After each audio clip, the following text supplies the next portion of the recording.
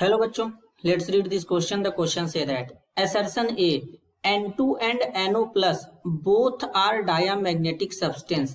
Reason are NO plus is isoelectronic with N2. अब इस question में चार ऑप्शन गिवन है, इन चारों में से करेक्ट को आइडेंटिफाई करना है। तो सबसे पहले समझेंगे बच्चों हम लोग की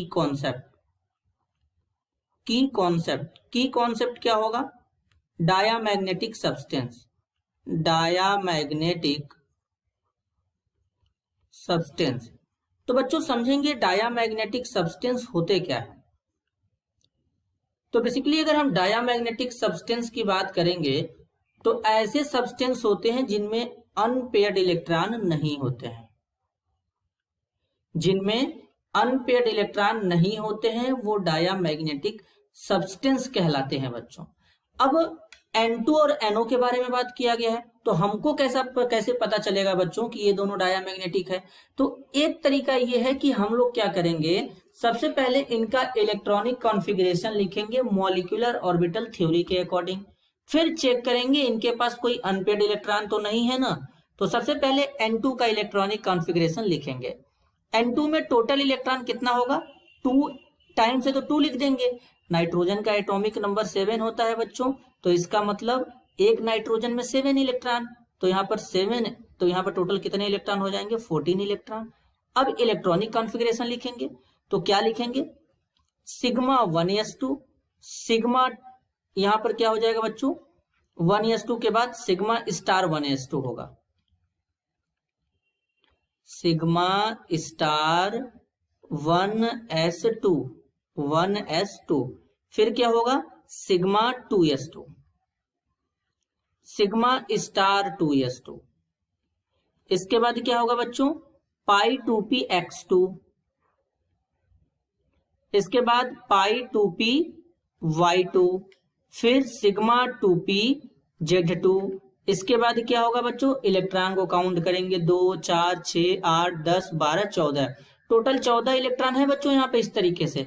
लेकिन यहाँ पर s में भी 2 है, सब ऑर्बिटल में क्या है? इलेक्ट्रॉन फुली फिल्ड है बच्चों, सब ऑर्बिटल में इलेक्ट्रॉन फुली फिल्ड है, यानी यहाँ पर कोई भी अनपेयर्ड इलेक्ट्रॉन नहीं दिख रहा है बच्चों। अब यहाँ पर जैसे सिग्मा 2pz लिखा है बच्चों, तो इसका मतलब क्या है? जब p सबसेल होता है उसमें 3 ऑर्बिटल होते हैं, px py pz, एक ऑर्बिटल में 2 इलेक्ट्रॉन होते हैं। तो यहाँ पर चाहे px हो या py हो या pz हो, हर में 2 है, मतलब इलेक्ट्रॉन तो पेयर्ड है, अनपेयर्ड इलेक्ट्रॉन है ही नहीं। तो इसका मतलब क्या होगा बच्चों? नाइट्रोजन जो होगा N2 प्लस डायामैग्नेटिक सब्सटेंस होगा। अब बात करेंगे NO प्लस के बारे में, तो सबसे पहले काम करेंगे एक NO प्लस में टोटल इलेक्ट्रॉन कैलकुलेट करेंगे। कैसे कैलकुलेट करेंगे? यहाँ पर NO प्लस है तो एक पॉजिटिव चार्ज लगाएंगे, नाइट्रोजन का इलेक्ट्रॉन 7 हो जाएगा, प्लस ऑक्सीजन का इलेक्ट्रॉन 8 हो जाएगा, एक प्लस चार्ज है तो -1 कर देंगे। तो 8 में 7 को ऐड करेंगे तो टोटल 15 इलेक्ट्रॉन, -1 कर देंगे तो टोटल 14 इलेक्ट्रॉन आ जाएगा बच्चों। अब इलेक्ट्रॉनिक कॉन्फ़िगरेशन करेंगे, तो sigma 1s2 sigma star 1s2 हो जाएगा, फिर क्या हो जाएगा? Sigma 2s2 sigma star 2s2 हो जाएगा। इसके बाद क्या होगा बच्चों? पाई 2px2, फिर पाई 2py2, इसके बाद सिग्मा 2pz2। नाइट्रोजन के जैसा इसका इलेक्ट्रॉनिक कॉन्फ़िगरेशन है, N2 के जैसा, 2 4 6 8 10, 2 12 2 14, तो मतलब इनमें भी अनपेयर्ड इलेक्ट्रॉन नहीं है, तो ये दोनों क्या हो जाएंगे? यानी हम कह सकते हैं कि N2 और NO प्लस ये दोनों क्या होते हैं बच्चों? डायामैग्नेटिक सब्सटेंस होते हैं। अब असर्शन हमारा क्या है? बिल्कुल सही है। रीजन आर में बोला गया है NO plus is iso electronic with N2। अब आइसो इलेक्ट्रॉनिक क्या होते हैं बच्चों? आइसो का मतलब होता है सेम, इलेक्ट्रॉनिक का मतलब होता है इलेक्ट्रॉन। ऐसे स्पीसीज जिसमें नंबर ऑफ इलेक्ट्रॉन सेम होते हैं उसे आइसो इलेक्ट्रॉनिक कहते हैं। तो अगर हम देखें N2 में कितना इलेक्ट्रॉन है? टोटल 14 इलेक्ट्रॉन है। NO प्लस में कितना इलेक्ट्रॉन है बच्चों? टोटल 14 इलेक्ट्रॉन है, मतलब दोनों स्पीसीज में नंबर ऑफ इलेक्ट्रॉन सेम है।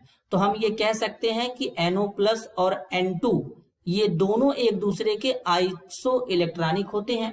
तो रीजन आर भी करेक्ट है, लेकिन असर्शन ए के लिए रीजन आर करेक्ट नहीं है बच्चों। तो यहाँ पर करेक्ट आंसर होगा option 2, if both assertion A and reason are true, but reason R is not a correct explanation of the assertion A. This is your answer. I hope you understood it well. All the best.